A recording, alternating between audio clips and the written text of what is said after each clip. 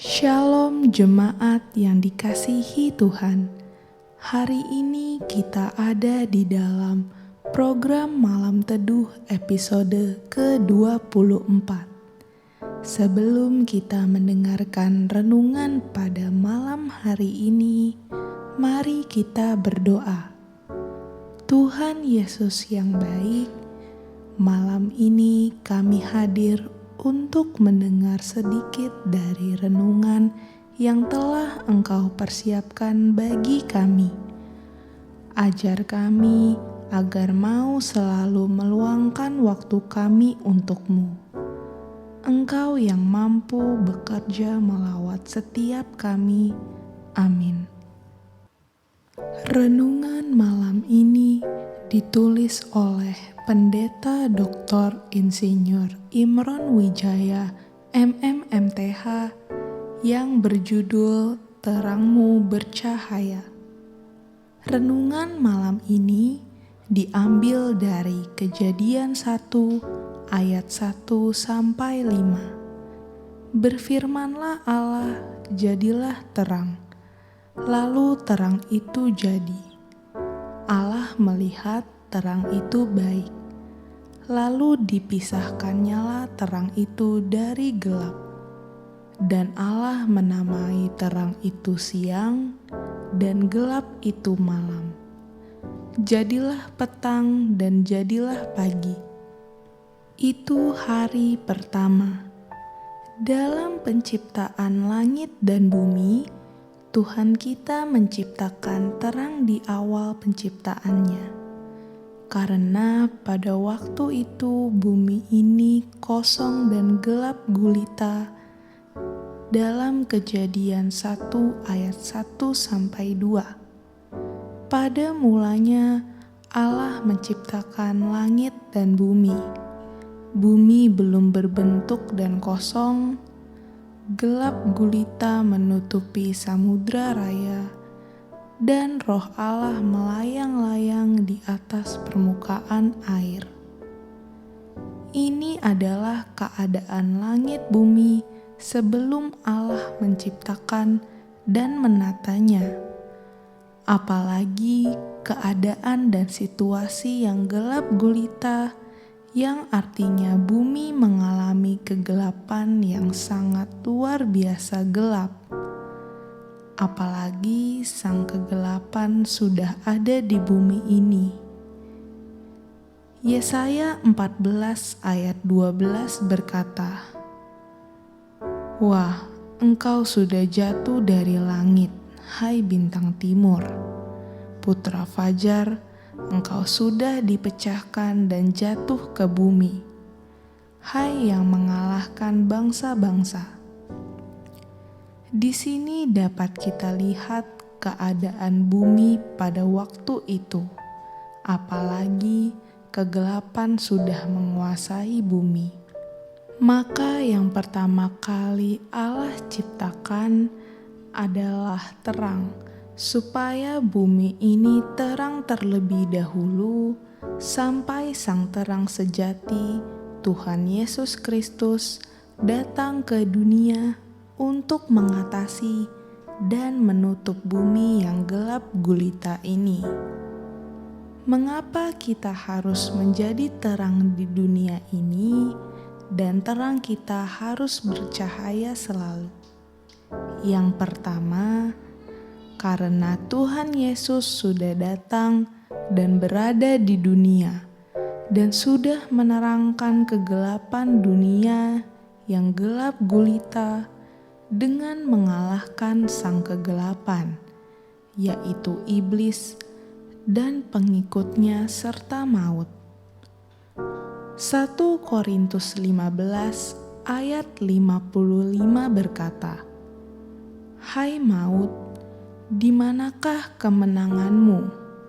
Hai maut, di manakah sengatmu?"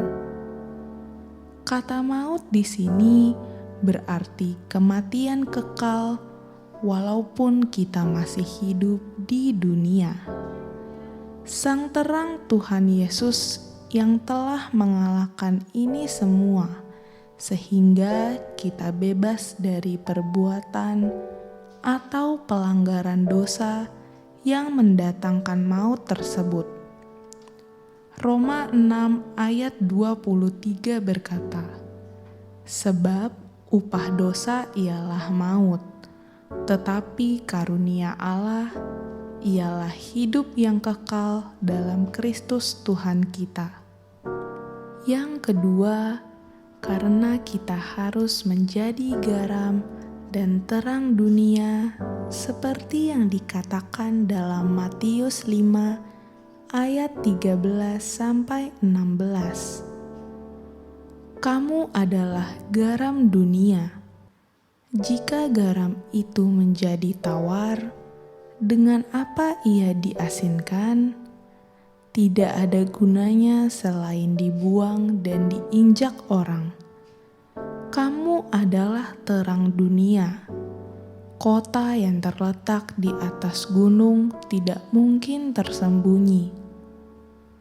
Dari hal ini, kita harus menjadi terang dunia di mana kita berada dan tinggal, dengan cara kita hadir untuk memberikan kesejukan, pendamaian, ketentraman, dan kesejahteraan bagi orang dan rumah tangga yang sedang putus asa, kecewa, patah semangat, bertikai, berkelahi, dan lain sebagainya. Yang terakhir, karena kita harus menjadi saksi Tuhan Yesus di mana kita berada dan menetap.